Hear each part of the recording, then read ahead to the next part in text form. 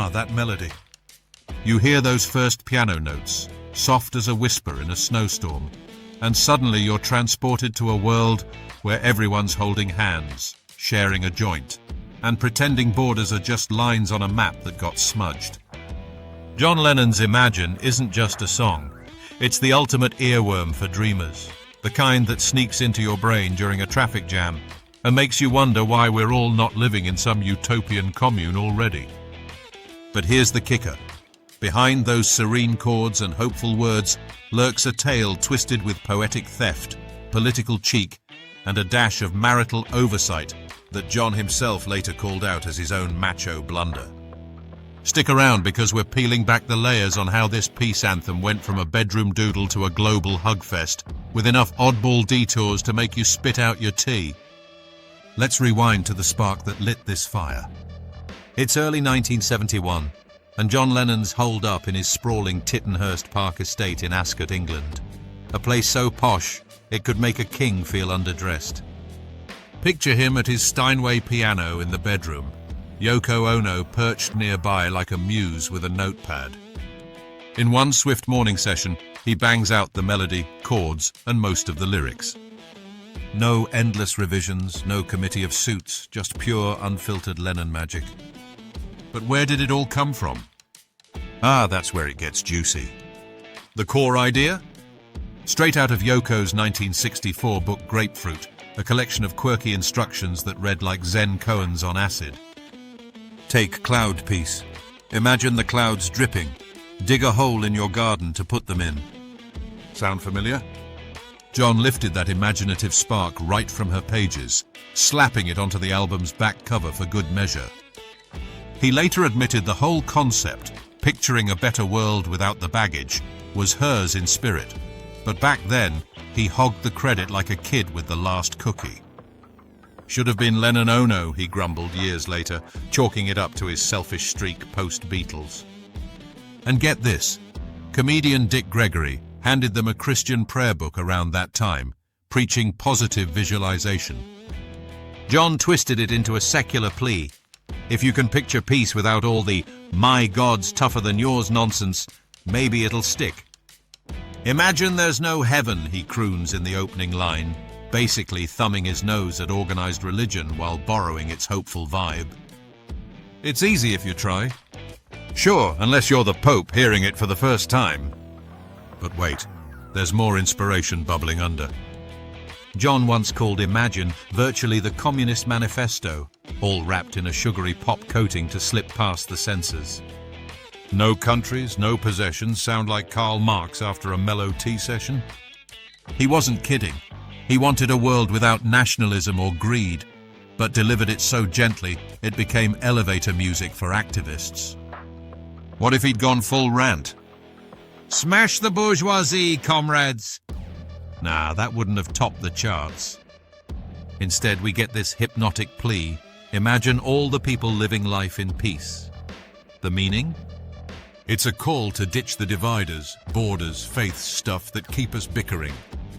John saw it as humanistic gold, a nod to his dream of Newtopia, this fictional country of peace he cooked up later with a silent anthem. Obscure nugget. The piano riff itself echoes a little ditty he toyed with back in 1969 during the Beatles' Let It Be sessions, called John's Piano Piece. Who knew the seeds of solo stardom were hiding in those chaotic Abbey Road tapes? And here's a cheeky aside. If John imagined no possessions, why was he composing in a mansion bigger than most villages? Talk about preaching from the penthouse. Maybe that's why critics later poked fun. Easy for you to say, mate, with your fleet of Rolls Royces. Now, onto the album saga, where things get gritty in the studio. John and Yoko co-produced Imagine with the legendary Phil Spector, that wall of sound wizard who could turn a whisper into a symphony. Recording kicked off on May 27, 1971, right in their home setup at Ascot Sound Studios. Because why schlep to London when you've got a posh pad with mics? They nailed the basic track in just a few takes. John on piano and vocals, Klaus Vormann thumping the bass like an old mate from Hamburg days, Alan White laying down drums with that crisp snap, and later the Flux Fiddlers adding strings in New York for that orchestral swell. Spector kept it simple, no over-the-top echoes this time, just enough polish to make it shimmer. "We knew it was a political statement," Spector said, "but commercial as hell." The sessions were loose. Yoko and Phil shouting tips from the control room, John tweaking until it felt right. Fun fact, they tried recording in the all-white bedroom first for that ethereal vibe, but ditched it for better acoustics. Imagine flubbing takes while Yoko's art installations stare you down. Talk about performance anxiety.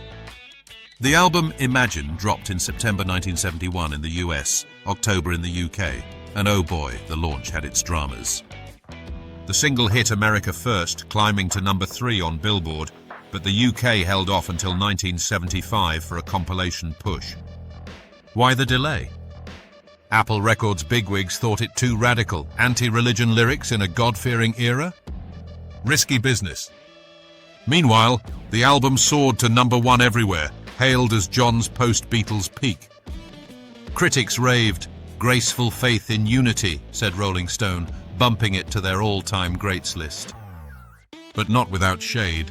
Some called the string schmaltzy, like a pre-rock crooner gone soft. And the cover? John staring through clouds, a jab at Paul's Ram album art. Petty? Absolutely, but that's rock-sibling rivalry for you. What if the execs had buried it? We'd be short one peace anthem, and the world might have imploded from lack of kumbaya. Instead, it sold millions, with Imagine the standout track, its meaning unpacking like a Russian doll. Peace on the surface, subtle socialism underneath. "You may say I'm a dreamer," John sings. "Yeah, but aren't we all secretly rooting for that brotherhood of man?" Climbing to legend status? That happened in waves, cresting tragically after John's murder in 1980. The song re-charted, hitting number 1 in the UK for weeks, as fans mourned with candlelight vigils soundtracked by those piano notes. It became the unofficial eulogy played at memorials worldwide. Queen belted it out in tribute the day after his death. Imagine Freddie Mercury channeling Lennon's spirit. Chills. Fast forward and it's everywhere. Elton John touring with it in the 80s, David Bowie marking the anniversary in 83. By 1990, on what would have been John's 50th, 1 billion people heard it broadcast globally. The Ascent didn't stop. Rolling Stone crowns it a top song ever. BMI dubs it a 20th century staple, and even the Library of Congress preserves it as culturally vital. Obscure twist. In 1999, Brits voted its lyrics the nation's fave on National Poetry Day. Poetic justice for a guy who started as a skiffle kid. And the meanings kept evolving. Imagine no countries hit harder during wars, like Vietnam echoes in its birth, or post-9/11 tributes where Neil Young strummed it for heroes. What if aliens invaded? Bet Imagine would be our peace offering, unless they hate piano. The enduring impact? Massive, like a cultural tsunami. This tune's rippled through everything from Olympic ceremonies, Stevie Wonder at Atlanta 96, Peter Gabriel at Turin 06, to New Year's Eve in Times Square, where it's blasted before the ball drops since 2005, covered by everyone from Jessie J to Mickey Guyton. It's the go-to for unity. Post-tsunami concerts with Madonna, or the 2012 London Games closer with a kids' choir and Lennon's face on screens. Covers? Over 200 artists, from Joan Baez's folk twist to Dolly Parton's country spin. Elton nailed it live, Lady Gaga went avant-garde. Even Herbie Hancock's All-Star Jam won a Grammy. But Quirky aftermath. Buckle up for the weird. In 2011, GOP hopeful Herman Cain parodied it as "Imagine There's No Pizza," a viral flop that had folks imagining no more of his campaign. CeeLo Green tried tweaking "No Religion 2" to "All Religions True" on NYE, sparking backlash like he'd rewritten the Bible. Disrespectful, fans howled, while CeeLo shrugged it off. Tributes got odd. A Liverpool Peace Monument unveiled in 2010 with the song blaring, or Zbigniew Rybczynski's trippy 86 video winning Cannes Awards. And the ripple effects?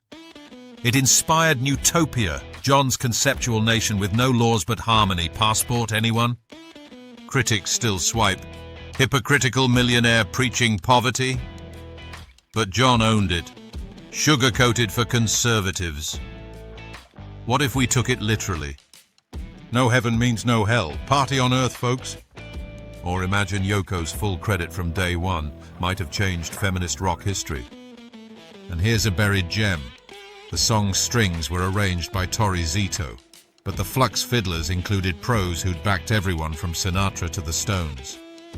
Little known fact, the original take had Nicky Hopkins on electric piano, but they stripped it back for purity. Cultural waves? It's banned in some spots for atheism vibes, yet Jimmy Carter said it's rivaled national anthems in 125 countries. Sharing all the world? It's fueled protests from Vietnam to Ukraine, a blueprint for dreamers everywhere. Satirical swipe. If John imagined no greed, why does his estate rake in millions from merch? Ah, the irony. Peace sells, but who's buying? So there you have it, the wild ride of Imagine from a bedroom brainstorm to eternal anthem. If this tale of poetic pilfering, piano prowess, and peaceful pandemonium made you chuckle or ponder, smash that like button, subscribe for more rock lore dives, and hit the bell so you never miss a beat. Share your wildest what if in the comments. What if John had imagined no bad hair days? Until next time, keep dreaming, you hopeful lot. Peace out, or as John might say, imagine that.